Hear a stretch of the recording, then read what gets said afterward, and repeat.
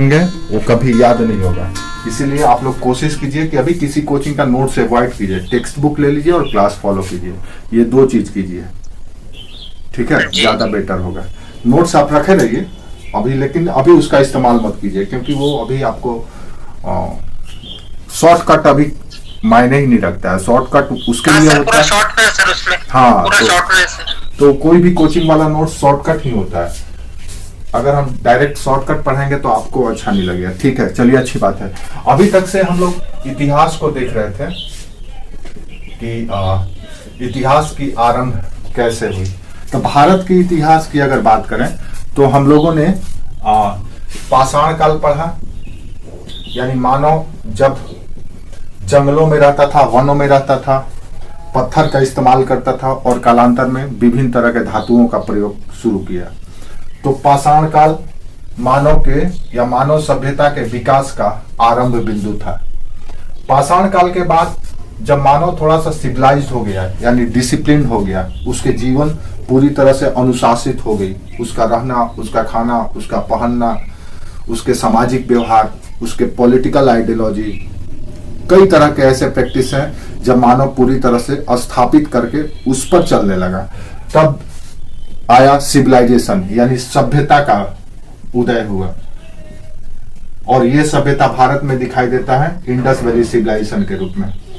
दूसरा अध्याय हमने पढ़ा, और ये दुनिया में हर एक जगह पे हुआ है, ऐसा नहीं कि सिर्फ ये भारत में है। हम भारत के रिस्पेक्ट में भले ही पढ़ रहे हैं, लेकिन ये कालक्रमिक घटनाएं निरंतर रही है और दुनिया के हर एक देशों में, हर एक क्षेत्रों में रही है, जहां भी मानव समुदाय रहा है। तो पाषाण काल, उसके बाद सभ्यता की शुरुआत इंडस वैली सिविलाइजेशन के रूप में। उसके बाद जब सभ्यता और ज्यादा एडवांस हो गया, और ज्यादा डेवलप हो गया, और ज्यादा कॉम्प्लिकेटेड हो गया, और रिलीजन डिसाइड करने लगा कि मानव किस दिशा में जाएगा, कैसा रहेगा, कैसा खाएगा, कैसा पिएगा, कैसा आचरण होगा, कैसा व्यवहार होगा, क्या खोज करेगा, ये जब कुछ धर्म के द्वारा निर्देशित होने लगा, तब वो बन गया संस्कृति। और ये संस्कृति हमें मिलती है वैदिक संस्कृति के रूप में। भारत की बात कर रहे तो दुनिया के हर एक देशों में या दुनिया के हर एक क्षेत्रों में इस तरह से इतिहास की कालक्रमिक विकास आपको दिखाई देती है। पाषाण काल अमेरिका में भी रहा, यूरोप में भी रहा, अफ्रीका में भी रहा। इंडस वैली सिविलाइजेशन की तरह ही सभ्यता दुनिया के हर एक देशों में रहा है, जैसे माया इंका सभ्यता, सुमेरियन सभ्यता, मेसोपोटामिया की सभ्यता, आपको पता ही है। इसी तरह से भारत की सिंधु घाटी सभ्यता, ठीक इसी तरह से वैदिक संस्कृति की तरह दुनिया के में भी कई तरह की इसी के समकक्ष या इसी के समकालीन कई तरह की संस्कृतियां डेवलप हुई। लेकिन याद रखिएगा, दुनिया के सबसे प्राचीनतम संस्कृतियों में से यह संस्कृति है, क्योंकि दुनिया की जो सबसे आरंभिक धर्म था या दुनिया के जो सबसे मूल धर्म था, मौलिक धर्म था, यही वैदिक धर्म या वैदिक संस्कृति थी। और संस्कृति सभ्यता से एडवांस होता है, यानी कि उत्कृष्ट होता है या डेवलप होता है।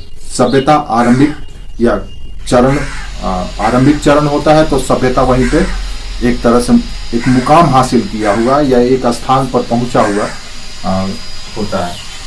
तो हमने 3 अध्याय बखूबी बहुत अच्छे तरीके से देख लिए, और ये तीनों के तीनों अध्याय एक तरह से बेसिक है। इसी से आज तक के इतिहास को आप समझ सकते हैं। आज तक के इतिहास कर रहे हैं, कल तक के इतिहास को आप समझ सकते हैं। एक और टॉपिक जब हम लोग कर लेंगे, दिन पूरे दुनिया के जितना भी ऐतिहासिक विकास हुआ है वो सब को सब आप आसानी से उसी से समझ सकते हैं। एक तरह से आप समझ लीजिए कि ये तीनों चारों चीज, इसके बाद वाला भी अगर हम लोग पढ़ लेंगे तो जनपद महाजनपद को, आप दुनिया के हर एक क्षेत्र में जो डेवलपमेंट हुआ है, चाहे किसी भी सभ्यता की बात करें, वो इन्हीं चारों से विकसित और पल्लवित पुष्पित हुआ है। तो ये एक तरह से रूट है, जड़ की तरह है, जो हर एक जगह पे है। आप इसको ध्यान में रखिएगा। 3 टॉपिक आप कर चुके हैं।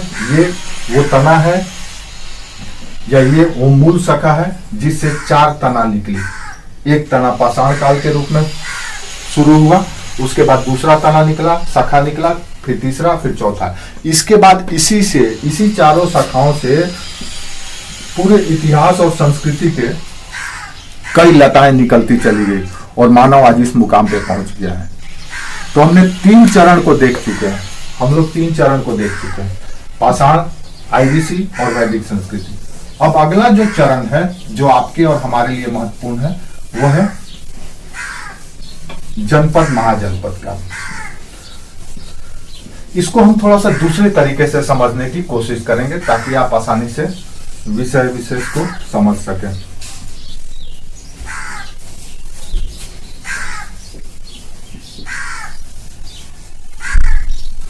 चलिए शुरू करते हैं ऐतिहासिक घटनाक्रम के विकास को। आप लोगों ने यह देखा था कि भारत में वैदिक संस्कृति, वैदिक कल्चर थे, यानी कि वैदिक संस्कृति विकसित हुआ।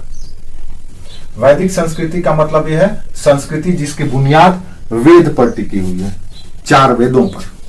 इसी को हम वैदिक संस्कृति कहते हैं। और इसको हम लोग 2 भागों में बांट दिए थे या 2 वर्गों में क्लासिफाई कर दिए थे, ऋग वैदिक पीरियड एंड लेटर वैदिक पीरियड। आप दोनों देख चुके हैं। अब मानव यहाँ पे, भारत का मानव या भारत के लोग इतने सिविलाइज्ड हो गए हैं कि भारत के हर एक क्षेत्र में बसने लगे हैं। भारत के हर एक क्षेत्र में ये बस गए हैं और धीरे धीरे अपने आप को स्टेबल कर लिए हैं। वैदिक संस्कृति का वो मानव जो एक जगह से दूसरे जगह पर घूमते रहता था, अब अपने लाइफ को स्टेबल कर लिया है। यानी वैदिक संस्कृति में आपको क्या दिखता है? जीवन में अस्थायित्व, पहला पॉइंट। दूसरा क्या दिखता है? दूसरा ये दिखता है कि जीवन में अस्थायित्व के साथ साथ जीवन पूरी तरह से अनुशासित हो जाता है। तीसरा ये दिखता है कि जीवन का निर्धारण या जीवन का दिशा या दशा तय करने का अधिकार धर्म के हाथों में चले जाता है। यानी कि धर्म निर्णायक हो जाता है मानव समाज का, डिसाइडिंग रोल प्ले करने लगता है धर्म। इससे पहले इंडस वैली सिविलाइजेशन में धर्म डिसाइडिंग रोल प्ले नहीं करता था, लेकिन यहाँ पे धर्म सब कुछ निर्धारित करने लगता है। क्या खाना है, क्या पीना है, क्या पहनना है, किसके साथ कैसा संबंध रखना है, क्या कौन सा बिजनेस करना है, ये सब कुछ धर्म निर्धारित करने लगता है। हम बात कर रहे हैं वैदिक पीरियड में, वैदिक पीरियड की, जिसमें ऋग वैदिक काल और उत्तर वैदिक काल दोनों शामिल है। तो मानव जीवन इस समय आते आते ये 3 और भी कई तरह के इनिशिएटिव या नए प्रयोग शुरू हो जाते हैं। अर्थव्यवस्था के क्षेत्र में यहाँ पर कृषि की शुरुआत हो जाती है, अस्थायित्व कृषि, धातुओं के प्रयोग में विविधता आ जाता है। कई तरह के धातु जो कल तक इंडस वैली सिविलाइजेशन में प्रयोग नहीं किए जाते थे, जैसे लोहा, सोना, ये सब धातु भी अब यहाँ पे प्रयोग शुरू हो गया है। तो ये कुछ दूसरी बात क्या देख रहे हैं कि धर्म में कर्मकांड बढ़ जाता है, कर्मकांडी धर्म हो जाता है। फिर क्या देखते हैं, समाज को भी कई तरह से अनुशासित करने की कोशिश की गई, जैसे वर्णाश्रम, आश्रम व्यवस्था के माध्यम से, संस्कार के माध्यम से। इस तरह से मानव अपने जीवन को पूरी तरह से चारों तरफ से एक सेफ गार्ड में या सुरक्षा कवच में घेर लेता है। इसी समय आपको क्या दिखाई देता है कि इसी समय आपको राज्य या राजनीति की शुरुआत भी हो जाती है, या राज्य या राजनीति की शुरुआत हो जाती है। इसी समय विज्ञान और तकनीक के क्षेत्र में उन्नयन शुरू हो जाता है, नए नए खोज शुरू हो जाते हैं, नए नए साहित्य सृजन होने लगते हैं। यानी कि मानव जीवन के समग्र क्षेत्रों में वैदिक काल में आते आते विविधता या समृद्धता दिखाई देने लगती है। क्लियर है? अब उसके बाद क्या, ये बात है, ये जितनी भी हम बात की हैं, ये बात है 1500 बीसी से लेकर के कब तक का? आप बता सकते हैं 600 बीसी तक का। यानी लगभग मानव 1000, भारतीय मानव या भारत के लोग या भारत के आर्य 1000 वर्षों तक अपने जीवन को इस मुकाम तक पहुंचा चुके हैं। अब आगे क्या? इसका मतलब यह है कि आगे भी कुछ चेंज होगा, आगे भी कुछ परिवर्तन होगा, आगे भी नई चीजों को खोजी जाएगी। जैसे मानव आज उत्तरोत्तर हर दिन नए नवीन अन्वेषण करता है, खोज करता है, और पुराने अन्वेषण को या तो उसको और ज्यादा फ्रेश करके या एडवांस करके उसको बनाए रखता है, या फिर उसको छोड़ देता है और नए तकनीक का प्रयोग शुरू कर देता है। तो यहां तक मानो भारतीय आर्य इसका मुकाम तक पहुंच चुके हैं। अब उसके आगे का, अब उसके आगे की कहानी यहां तक समझ में आ गया।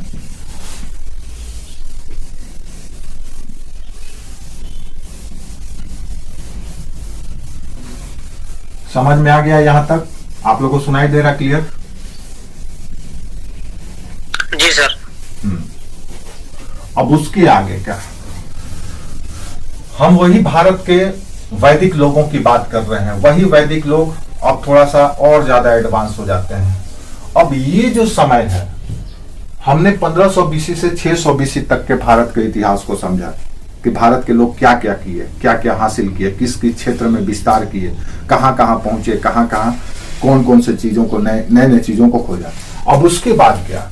अब उसके बाद जो 600 बीसी से काल शुरू हो जाता है, होता है, वो भारत के पूर्ववत हासिल ज्ञान को और ज्यादा एडवांस करने का समय है।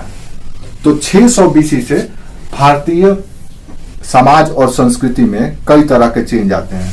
सबसे पहला तो जो चेंज आता है वो ये आता है कि सनातन धर्म के खिलाफ या आर्य वैदिक धर्म के खिलाफ कई नए या नवीन धर्मों का उदय हो जाता है।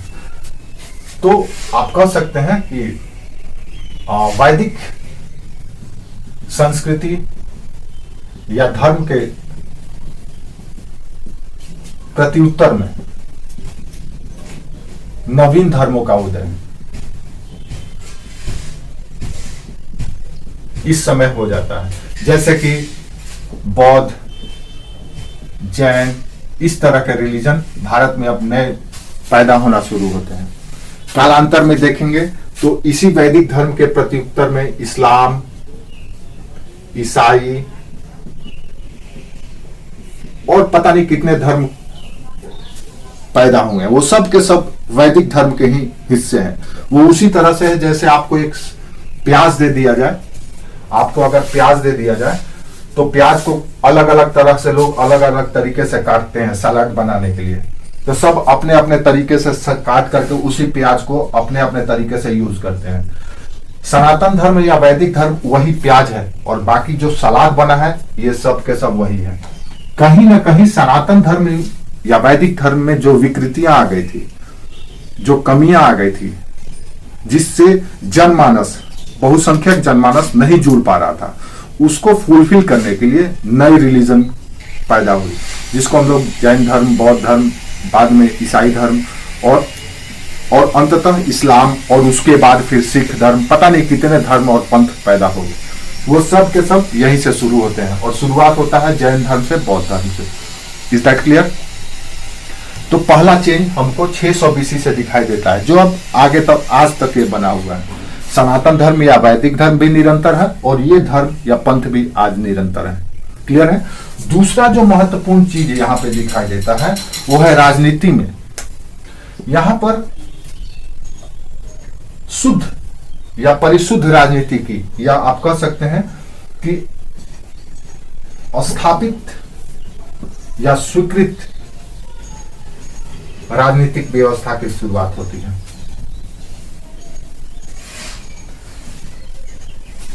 छह सौ बीसी के बाद से राज्य या राजनीति पूरी तरह से स्थापित हो जाता है। हम लोग देखे थे कि ऋग वैदिक काल में कबायली समाज के रूप में राजनीति की शुरुआत हुई। एक कबीले के लोग आपस में मिल करके रहते थे, उसी में से एक शक्तिशाली व्यक्ति को अपने कबीले का मुखिया बना दिया जाता था और उसका एक ही काम था कि कबीले की रक्षा करना बाहरी आक्रमणों से। वो अब कुछ लोगों के साथ मिल करके अपना ग्रुप बनाता था, अपने पास अस्त्र शस्त्र रखता था और अपने कबीले के लोगों की जान माल और संपदा की रक्षा करता था। भारत में राजनीति की शुरुआत यहां से हुई। दुनिया के हर एक देशों में भी जहां जहां सभ्यता और संस्कृति विकसित हुआ वहां वहां इसी तरह से प्रक्रिया चली। उत्तर वैदिक काल में देखते हैं कि हम छोटे छोटे राज्य भी बनने लगे, जिसके प्रमुख वंशानुगत हो गए, यानी राजा वंशानुगत हो गया। ऋग वैदिक काल में जहां वंशानुगत नहीं था, सभा और समिति के द्वारा चयन किया जाता था, तो उत्तर वैदिक काल में आते आते उत्तर वैदिक काल के अंतिम चरण में वंशानुगत हो जाता है। राजा का बेटा ही अगला राजा बनता है, यानी कि राजनीति की शुरुआत हो जाती है। दूसरी ओर क्या देखते हैं कि ऋग वैदिक काल में जहाँ टैक्स या कर का कॉन्सेप्ट न के बराबर था, लोग उपहार देते थे। कर का मतलब होता था उपहार, जिसको बलि भी कहा जाता था। तो जो लोग बलि दिया करते थे, अब उत्तर वैदिक काल में आते आते टैक्स निर्धारित किया जाने लगा कि आपको हर एक नागरिक को इतना टैक्स राजा को या राज्य को देना है। तो ये प्रक्रिया उत्तर वैदिक काल में शुरू हुई और 600 बीसी के बाद से पूरी तरह से ये स्वीकृत हो गई। क्लियर है? तीसरा चीज जो महत्वपूर्ण परिवर्तन आता है यहां पर, वो है लोहे का व्यापक प्रयोग शुरू हो जाता है। अब लोहे हर एक चीज में, यानी कि मानव सभ्यता में जो निर्णायक धातु बना, इस समय आते आते वो लोहा हो गया, यानी कि सर्वत्र प्रयोग अब लोहे का किया जाने लगा।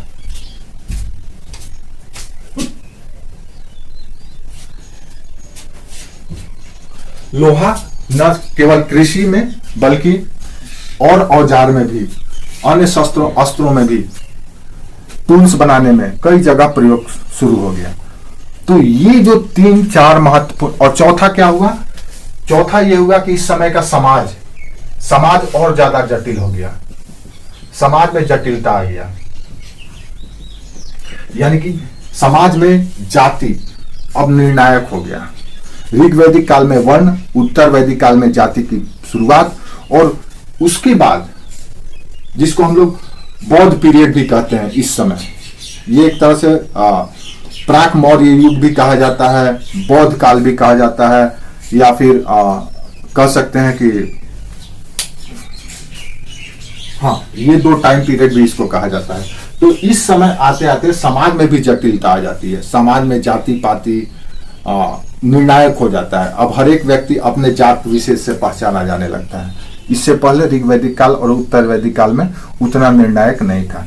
तो ये जो महत्वपूर्ण चेंजेस आया है, ये आपके लिए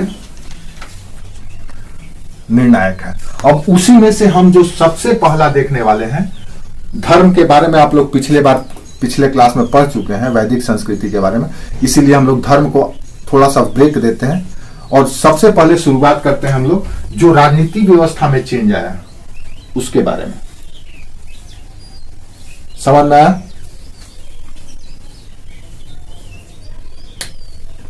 ठीक, बाकी हमको इन्हीं सब चीजों पर, इन्हीं विषयों पर चर्चा करना है। राज्य के या राजनीति के बारे में पढ़ेंगे, उसके बाद फिर धर्म के बारे में, फिर समाज के बारे में, फिर इस तरह से संस्कृति के बारे में क्रमबद्ध तरीके से पढ़ते हुए हम लोग चलेंगे। उम्मीद कर रहे हैं कि आप लोगों को समझ में आ रहा होगा हम क्या समझाना चाहते हैं। कोई डाउट है यहां तक? क्या हम बताना चाह रहे हैं? आप लोग क्या समझे यहां तक? कोई बता सकता है आप लोग क्या समझे हैं? जी सर, बोलिए। कैसे सर कालक्रम से सर परिवर्तन चले आ रहे हैं, और जनपद महाजनपद में जो परिवर्तन आया वो आप बताना चाहते हैं कि ऋग्वैदिक काल से सर जनपद और महाजनपद युग कैसे आगे और डेवलप हुआ। और ठीक है, अब हम लोग बात करने वाले हैं 600 बीसी से जो राजनीति की शुरुआत है, राजनीतिक विकास, उस पे हम बात करने वाले हैं। आज हमारा टॉपिक ये है। राजनीति में 2 चीज देखा जाता है, राज्य और दूसरा उसको संचालित करने वाली नीति। इन्हीं दोनों शब्दों का संश्लेषण है राजनीति, राज्य और नीति। राज्य का मतलब ये होता है, सामान्यतः पॉलिटिकल साइंस में, जो शुद्ध पॉलिटिकल साइंस का विषय है, उसमें राज्य के 4 तत्व गिनाए गए हैं। कौन कौन सा? पहला है क्षेत्र या भूमि या भौगोलिक सीमा। राज्य का पहला अंग यही है या कंपोनेंट यही है। दूसरा सरकार या राजा। तीसरा जनता या मास या पीपुल या नागरिक, और चौथा संप्रभुता। ये 4 चीज से राज्य का सृजन होता है। अगर किसी को भी राज्य का डेफिनेशन देना है, राज्य का मतलब यहां पे कोई प्रोविंस नहीं है, जैसे कि Maharashtra state, UP state, Odisha state, Tamil, यही राज्य का मतलब यहां पे ये नहीं है। राज्य का मतलब यहां पे नेशन से है, राष्ट्र से है। और किसी भी राष्ट्र या राज्य के लिए ये 4 तत्व होना चाहिए। अगर ये 4 तत्व होगा तभी हम कहेंगे कि ये राज्य है, नेशन है, स्टेट है। उसमें सबसे पहला आपका निर्धारित भौगोलिक सीमा होनी चाहिए कि आपका नियंत्रण में यहां से लेकर के यहां तक का क्षेत्र आपके नियंत्रण में है, वहां के लोगों के नियंत्रण में है, वहां के शासक के नियंत्रण में है। दूसरा सरकार या राजा, यानी कि उस भौगोलिक क्षेत्र पर, उस भौगोलिक क्षेत्र के अंदर रहने वाले लोगों पर जिस सत्ता का या शक्ति का नियंत्रण होता है उसको कहा जाता है सरकार। अभी उसके लिए इंग्लिश में टर्म है गवर्नमेंट, और यहां पे हम उसको राजतंत्र में राजा कहते हैं, तो राजा। और यहाँ पे सरकार का जो कॉन्सेप्ट आया, तो यहाँ पे अलग अलग तरह का सरकार होता है और उसके प्रमुख अलग अलग तरह के होते हैं, जैसे डेमोक्रेटिक सरकार, रिपब्लिकन सरकार, सोशलिस्ट गवर्नमेंट, अलग अलग गवर्नमेंट और अलग अलग उसके प्रमुख होते हैं। तो दूसरा चीज ये, तीसरा जो महत्वपूर्ण चीज वो है जनता या लोग या पीपल या सिटीज, क्या कहते हैं उसको, सिटीजन्स। तीसरा महत्वपूर्ण चीज है, क्योंकि इन्हीं के लिए, इन्हीं के द्वारा बनाया गया होता है राज्य। अब ये जनता या नागरिक या सिटीजन्स, ये लोग वो लोग होते हैं जो उस निर्धारित भौगोलिक खंड के साथ अपना ऐतिहासिक सांस्कृतिक पहचान रखते हैं। वही लोग उस राज्य में शामिल होते हैं। उनकी एक अपनी ऐतिहासिक सांस्कृतिक विरासत होती है, उनके साथ उनका एक संवेदनात्मक जुड़ाव होता है उस भौगोलिक भूखंड, उस भूखंड के साथ, वहां के लोगों के साथ। उसी को हम नागरिक या प्रजा भी कहते हैं। आज के समय का नागरिक का मतलब, कहीं कभी आप नागरिकता, सिटीजनशिप ले सकते हैं, तो वो नागरिकता और यहाँ की नागरिकता में अंतर है। ये नागरिकता दरअसल सांस्कृतिक या कल्चरल आइडेंटिटी देता है और कल्चरल या सांस्कृतिक जुड़ाव को प्रदर्शित करता है। तो तीसरा चीज जो होता है राज्य के लिए ये, और चौथा चीज है सॉवरेनिटी या संप्रभुता। संप्रभुता एक ऐसा चीज है जो आपके ऊपर, आपके राज्य के ऊपर, आपके लोगों के ऊपर, आपके सिस्टम के ऊपर किसी दूसरे राज्य या किसी दूसरी शक्ति का कोई नियंत्रण ना हो, कोई हस्तक्षेप ना हो। जब ये नहीं होता है तो उसको हम कहते हैं सॉवरेन। फॉर एग्जाम्पल, मान लो आप अपने भारत देश में हो और आपको कोई ऐसा कानून लाना है जिससे आपके प्रजा में एकता, देश में शांति व्यवस्था, भाईचारा, डेवलपमेंट हो सके। अब आपने एक ऐसा कानून लाया कि भैया, सपोज आपने ये कानून लाया कि समाज में एक एंटी सोशल एक्टिविटी है, हलाला, सपोज हलाला, या मान लो कि पर्दा प्रथा है, बुर्का भी देख सकते हैं बुर्का के रूप में आप। अब आपको लगता है कि इससे महिलाओं का शोषण हो रहा है, महिलाएं खुल करके सामने नहीं आ पाती है, अपने कैलिबर, अपने क्वालिटी को प्रमोट नहीं कर पाती है, तो आपने कानून बनाने की कोशिश की और आपने कानून बना भी दिया और वो एक्ट लागू भी हो गया, मान लो सपोज। अब पता चला कि ईरान, टर्की, इराक, सीरिया, इस तरह के जो इस्लामिक स्टेट हैं, उन्होंने आपके ऊपर दबाव डाला कि नहीं, ये कानून नहीं ला सकते हैं आप अपने देश में, वहां के मुस्लिम समुदाय के अगेंस्ट में आप कोई कानून नहीं ला सकते हैं। तो आप उसके दबाव में आकर के वो कानून वापस ले लिए। देन इसका मतलब ये हुआ कि आप सोवरेन नहीं है, संप्रभु नहीं है। तो सोवरेन का मतलब या संप्रभु का मतलब ये है कि आप अपने राज्य के ऊपर, आप अपने लोगों के ऊपर और आप अपने ऊपर स्वयं की सर्वोच्च शक्ति है। कोई दूसरा शक्ति आपके मामले में, आपके राज्य के मामले में, आपके परिवार के मामले में, आपके देश के मामले में हस्तक्षेप नहीं कर सकता। लेकिन वर्तमान में जिस तरह से इकोनॉमिक पावर या आर्थिक शक्ति के कारण दुनिया ध्रुवीकृत होती चली जा रही है, जैसे एक तरफ अमेरिका शक्तिशाली बैठा हुआ है, दूसरे तरफ चाइना है, तीसरे तरफ रसिया है, चौथे तरफ भारत है। तो ये सारी की सारी शक्तियां कहीं ना कहीं अपने से कमजोर देशों पर इन्फ्लुएंस करती है, प्रभाव डालती है, और संप्रभुता, शुद्ध संप्रभुता नहीं रह जाता है, हस्तक्षेप होता है। जैसे आप देखेंगे कि वर्ल्ड लेवल के कई सारे के ऑर्गेनाइजेशन है, जैसे कि यूएनओ है, आईएमएफ है, या और भी आईडीबी है, कई तरह के शक्ति ऑर्गेनाइजेशन है। ये सारे ऑर्गेनाइजेशन कहीं ना कहीं आपके संप्रभुता में इंटरवीन करती है, हस्तक्षेप करती है, लेकिन वहां पे हम इसको थोड़ा सा इग्नोर कर देते हैं, क्योंकि हम स्वयं से ही उन शर्तों को एक्सेप्ट करके ही उनके साथ जुड़े हुए हैं। तो वहां पे हम ये नहीं कह सकते कि हमारी संप्रभुता पूरी तरह से खारिज कर दी जाती है। लेकिन आज अगर ये कहा जाए कि दुनिया के कोई भी देश पूरी तरह से संप्रभु है, देन इसका मतलब यह है कि वो स्टेटमेंट कहीं ना कहीं गलत है, कहीं ना कहीं वैश्विक संस्थाओं का, वैश्विक शक्तियों का हस्तक्षेप है। तो ये 4 ऐसी चीज है जिससे राज्य की पहचान होती है। तो राजनीति में, राजनीति की वैदिक कालीन या उत्तर वैदिक कालीन, या आप कह सकते हैं उत्तर वैदिक कालीन के बाद, यानी बौद्ध युग या प्राक मौर्य युग, मौर्यों से पहले का जो राजनीति की शुरुआत हुई वो राज्य से शुरू हुआ, और उसको संचालित करने के लिए नीति भी स्थापित या स्वीकृत कर लिए गए। तो ये नीति कौन से हैं? तो नीति के लिए भी इसके कई स्रोत हैं, जैसे धार्मिक ग्रंथों के माध्यम से, या धार्मिक जो संदेश है उनके माध्यम से, अलग से नीति ग्रंथों के माध्यम से, और राज्य के द्वारा या राजा के द्वारा समय समय पर लिए गए निर्णयों के माध्यम से नीति का निर्धारण हुआ। और इन्हीं तीनों का कॉम्बो बना राजनीति, यानी कि इन्हीं दोनों के मिलने से राजनीति की शुरुआत हुई। कब से? ये बात है 600 बीसी के बाद से, जिसको आप बुद्ध काल या बौद्ध काल या प्राक मौर्य काल भी कहते हैं। यहां से राजनीति की शुरुआत हो गई।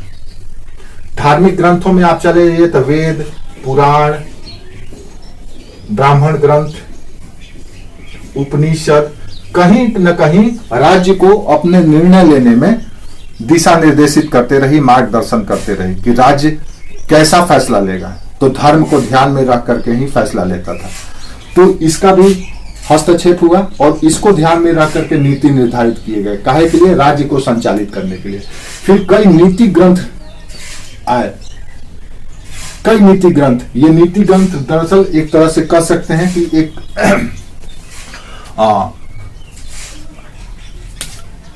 आचरण संहिता की तरह था, जो राज्य के आचरण का निर्धारण करता था। जैसे मनुस्मृति हुआ, कौटिल्य का अर्थशास्त्र हुआ, कामंडक का नीति सार हुआ, बलाल सेन का पुस्तक हुआ, कई इस तरह से ग्रंथ, गौतम स्मृति, कई इस तरह के ग्रंथ हुए जो कहीं ना कहीं, और कई पुराण जो कहीं ना कहीं राज्य को मार्गदर्शन करते रहे कि राजा का क्या अधिकार है, राजा के क्या कर्तव्य है, राजा कौन बनेगा, जनता या नागरिक का क्या अधिकार है, प्रजा का क्या अधिकार है, उसके क्या दायित्व हैं। ये सब कुछ कहीं ना कहीं इन ग्रंथों के द्वारा परिभाषित किए जाते रहे, और धीरे धीरे इन्हीं के माध्यम से राज्य को संचालित किया जाता रहा। अगर अभी वर्तमान में देखा जाए तो अभी क्या है आपके लिए ग्रंथ? ये सब ग्रंथ अभी नहीं मायने रखता है, इसके जगह पे आ गया है संविधान। अब हमारा राजनीति संविधान से चलता है। अब नीति हम निर्धारित करते हैं, जो भी हम नीति निर्धारित करते हैं, चाहे सामाजिक नीति हो, सोशल एक्ट के माध्यम से, वो भी संविधान से, इकोनॉमिक एक्ट हो, वो भी थ्रू द कॉन्स्टिट्यूशन, चाहे किसी भी तरह का कोई पॉलिसी हो या कोई भी डिसीजन लेना हो, संविधान को ध्यान में रख करके ही या उसके द्वारा बताए गए रास्ते पर ही लिए जाते हैं। समय समय पर राज्य के द्वारा या राजा के द्वारा जो फैसले लिए जाते रहे हैं, जो युगांतकारी या परिवर्तनकारी या जो कुछ ऐसा निर्णय रहा है जो आगे के लिए भी मार्गदर्शक रहा हो, तो उससे भी नीति निर्धारित राज्य का होता रहा है। तो कुल मिला जुला करके राजनीति में हम इन्हीं सारे बातों को देखते हैं, और ये आरंभ हो गया 600 बीसी के बाद से। जब ये सारी व्यवस्था आ गई तो यहीं से शुरुआत हो गया जनपद का। यानी ये जब सब कुछ, ये सारे कंटेंट या सारे के सारे तत्व, इंग्रेडिएंट्स जब एडॉप्ट कर लिया गया वैदिक समाज के लोगों के द्वारा, तो वहां से जनपद की शुरुआत हो गई। यानी शुद्ध राजनीतिक, आप कह सकते हैं शुद्ध राजनीतिक व्यवस्था आरंभ हो गई।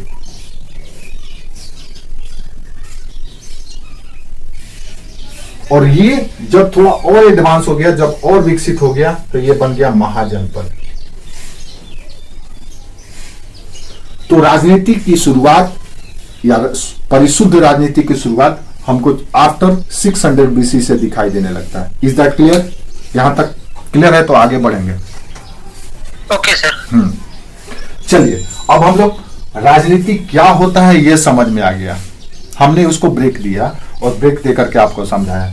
अब चलिए देखते हैं कि राजनीति का जो प्रतीक है वो कैसे शुरू हुआ है भारत में। हम सिर्फ भारत के रिस्पेक्ट में बात कर रहे हैं और आप इसको दुनिया के हर एक जगह पर इंप्लीमेंट कर सकते हैं। ये हर एक जगह पर रहा है, ऐसा नहीं है कि यहीं पर सिर्फ ये सब चीज है। ये कॉमन फीचर्स है। दुनिया में कहीं भी राजनीति का विकास हुआ है तो इसी फीचर्स पे हुआ है, इसी कैरेक्टर पे हुआ है। तो आप इसको ग्लोबल समझिए। हम भारत के संदर्भ में भले ही बता रहे हो, लेकिन आप इसको ग्लोबल समझिए। ये यूनिवर्सल है, ये यूनिवर्सल ट्रूथ है। इसी मैकेनिज्म पर दुनिया के हर एक देश में राजनीति का विकास हुआ है, चाहे अमेरिकन पॉलिटिक्स हो, चाहे यूरोपियन पॉलिटिक्स हो, चाहे एशियन पॉलिटिक्स हो, हर जगह पे इसी पे हुआ है। चलिए अब आगे बढ़ते हैं।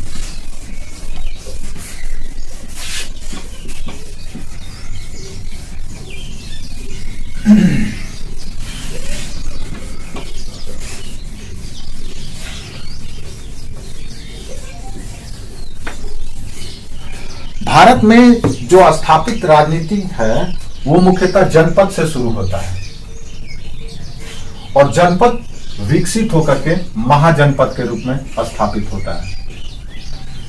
जनपद दरअसल दो शब्दों से बना है, जन प्लस पद। जन का मतलब है यहां पे लोग और पद का मतलब है क्षेत्र। महाजनपद में महा का मतलब है ग्रेटर, मतलब विशाल या बड़ा। अब बाकी जनपद के वही दो टर्म हैं, लोग प्लस क्षेत्र।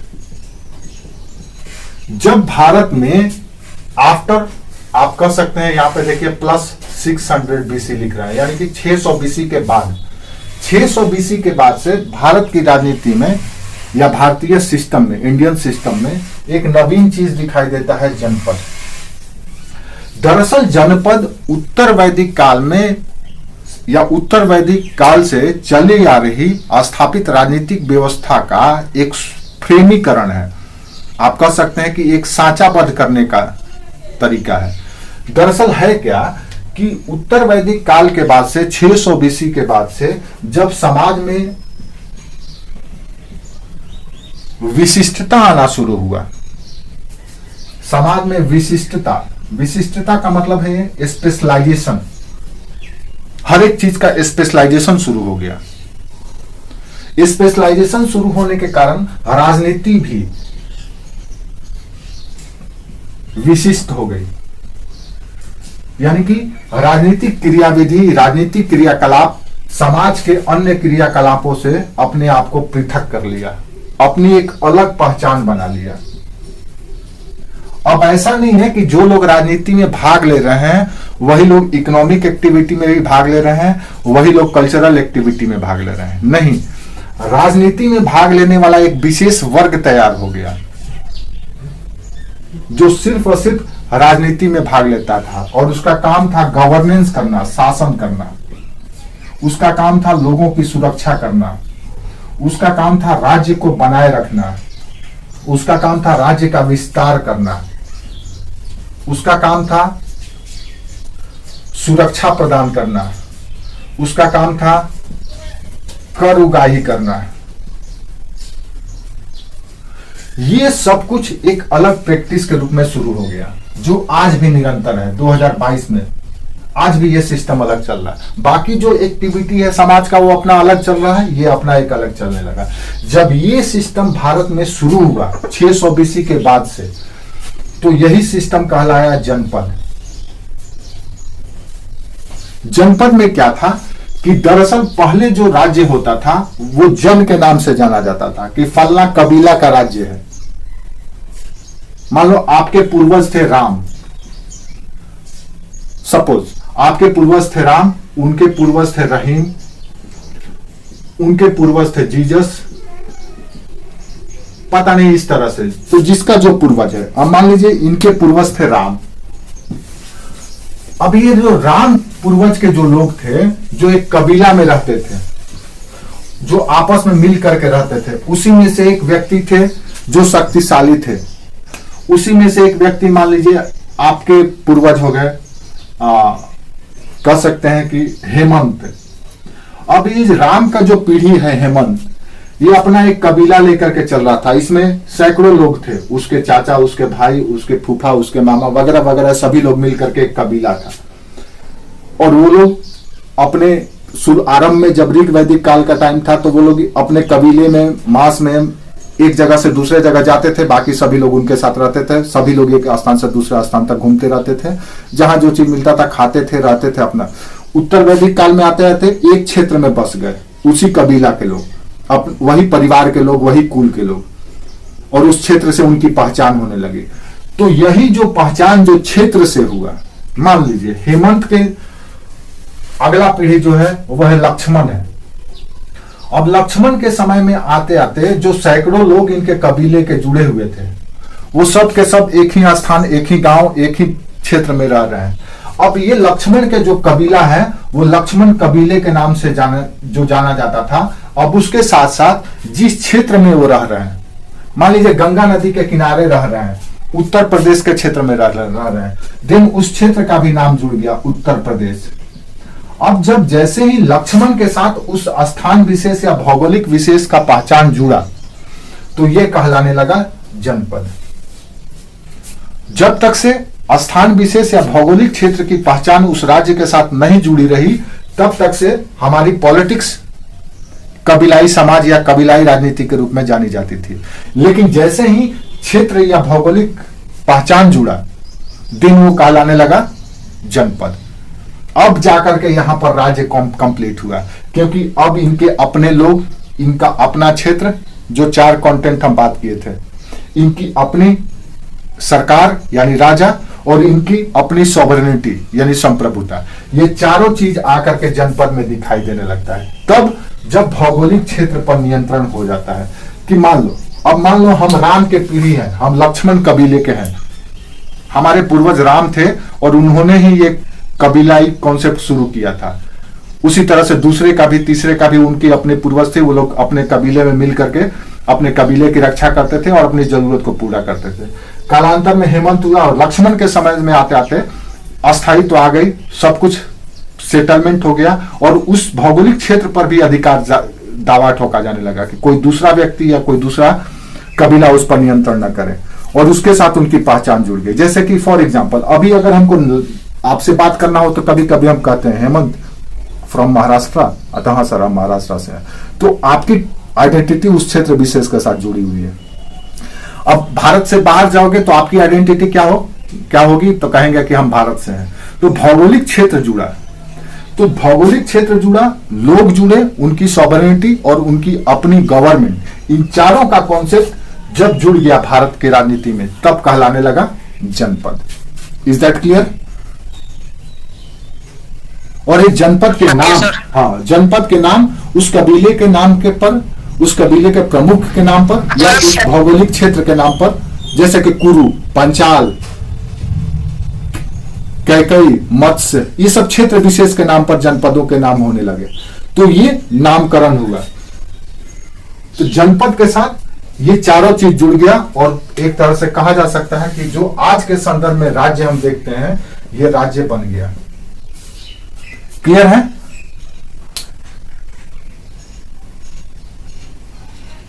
ये 600 BC के बाद से शुरू हो जाता है। आगे चलिए, जब यही चीज जनपद और ज्यादा शक्तिशाली होता है, जैसे मान लीजिए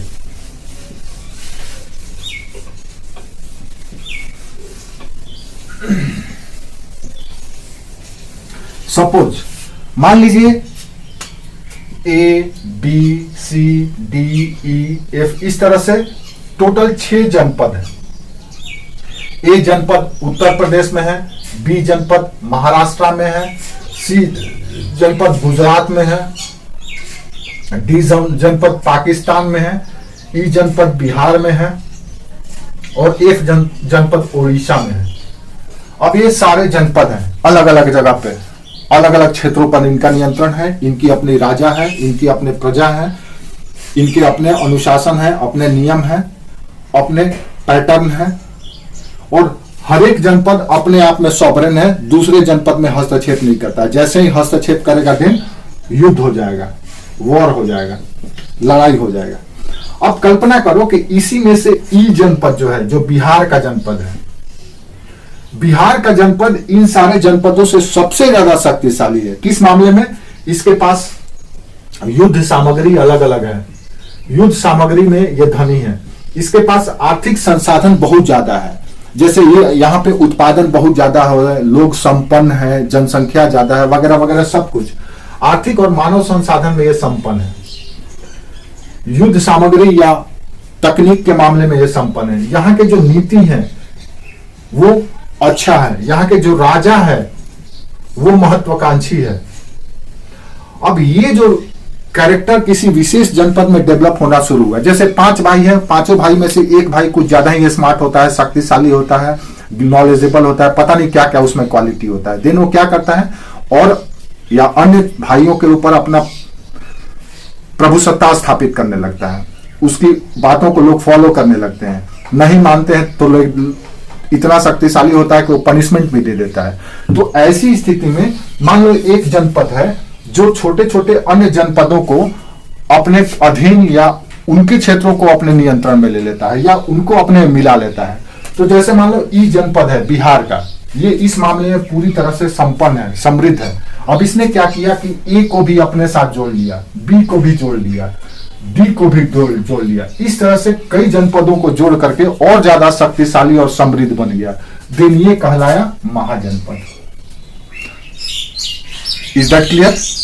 जनपद में जो सारा कैरेक्टर था वो सब के सब महाजनपद में भी है, लेकिन व्यापक रूप, विस्तृत रूप, ये बन गया महाजनपद। ये अगर हम बात करें जिस टाइम पीरियड की, यानी कि बुद्ध के काल में, तो बुद्ध के काल में भारत में मुख्यतः 16 महाजनपदों की कल्पना गिनाया गया है, यानी कि 16 बड़े राज्य थे, छोटे छोटे और राज्य भी थे, लेकिन जो सबसे बड़े बड़े राज्य थे वो 16 महाजनपद थे, जिसकी बात हम लोग आगे चलेंगे करेंगे। उसी में से एक महाजनपद था मगध महाजनपद, जो बिहार में था, जो कालांतर में जाकर के सबसे ज्यादा शक्तिशाली, पूरे भारत में जो सबसे ज्यादा शक्तिशाली महाजनपद बना वो मगध महाजनपद बना। और वही मगध महाजनपद लंबे समय तक भारत, पूरे भारतीय भूमि को, भारत के लोगों को शासित किया, गवर्न किया, और यहीं से फिर राजनीति पूरी तरह से साम्राज्य के रूप में विकसित होने लगी। अभी तक से राज्य था, अब साम्राज्य विकसित हो जाएगा। तो ये है जनपद और ये है महाजनपद। अब नेक्स्ट क्लास में हम लोग देखेंगे कि क्या क्या जनपद के कैरेक्टर थे, क्या क्या महाजनपद के कैरेक्टर थे, कौन कौन से महाजनपद कहां पे थे, उनके क्या कैरेक्टर या नेचर था या कुछ विशेषता था जो और महाजनपद से अलग करता है। ये सारी बातें हम लोग, ये एक फ्रेश टॉपिक जो हम लोग नेक्स्ट क्लास से शुरू करेंगे, इससे बात करेंगे। यहां तक अगर आप समझ गए होंगे तो ओके सर, यहां तक क्लियर है? इस कॉन्सेप्ट को एकदम पूरी तरह से क्लियर रखना, नहीं तो फिर अन्यथा आपको परेशानी होगी। जनपद क्या है? जी सर, दिक्कत आएगी तो सर आपको पूछ लूंगा सर। हाँ? अगर कहीं दिक्कत आएगी तो सर आपसे पूछूंगा सर। बिल्कुल बिल्कुल बिल्कुल पूछेंगे, तभी हमको पता भी चलेगा आप लोग कि आप लोग पढ़ रहे हैं। तो नेक्स्ट क्लास में हम लोग पढ़ेंगे जनपद और महाजनपद के बारे में अंदर जाकर के। अभी हम लोग बाहर समझने की कोशिश किए कि ये क्या है, थोड़ा सा ऐसे ही समझ लो, थोड़ा सा समझ लो, और कल से हम लोग फिर इसको नेक्स्ट क्लास में इसको देखेंगे।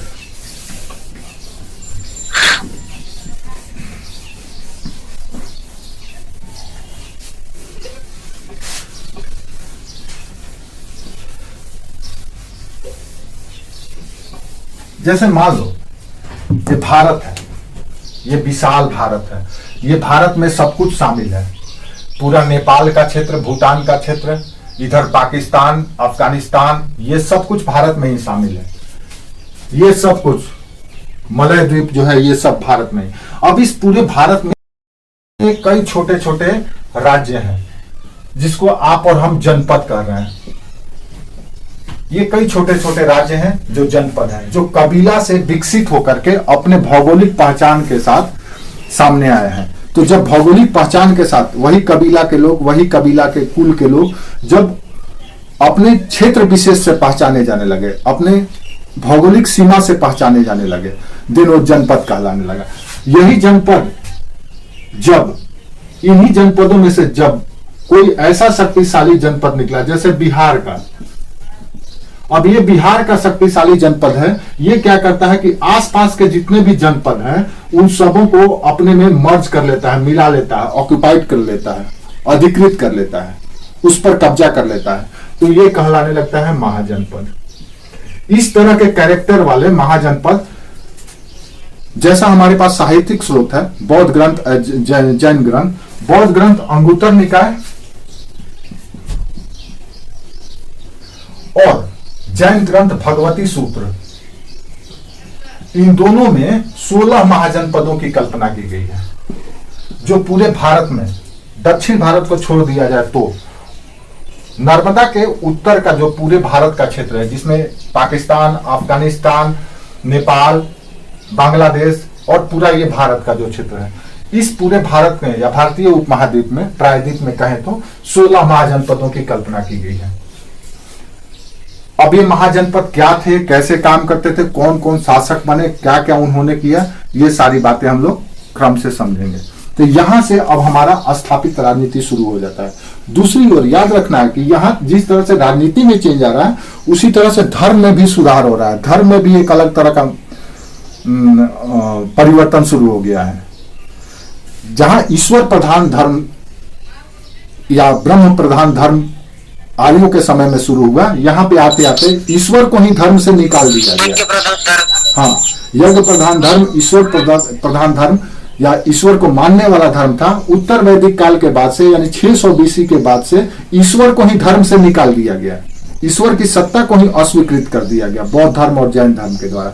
तो एक नया परिवर्तन वहां से आता है। तीसरा, राजनीति देख लिए, धर्म देख लिए, समाज में देखेंगे तो समाज में भी जटिलता आने लगता है। जाति व्यवस्था और ज्यादा कॉम्प्लिकेटेड होने लगता है। जाति में भी, कास्ट में भी, सब कास्ट, उप जातियों का विकास हो जाता है। तो धर्म, राजनीति, समाज और अर्थव्यवस्था में भी अब चेंज होने लगता है। अर्थव्यवस्था और ज्यादा एडवांस होने लगता है, और ज्यादा कॉम्प्लिकेटेड होने लगता है। तो ये चारों के चारों सिस्टम जो मानव जीवन को या मानव को संचालित करता है, दिशा देता है, वो सब में आमूलचूल परिवर्तन का दौर आता है।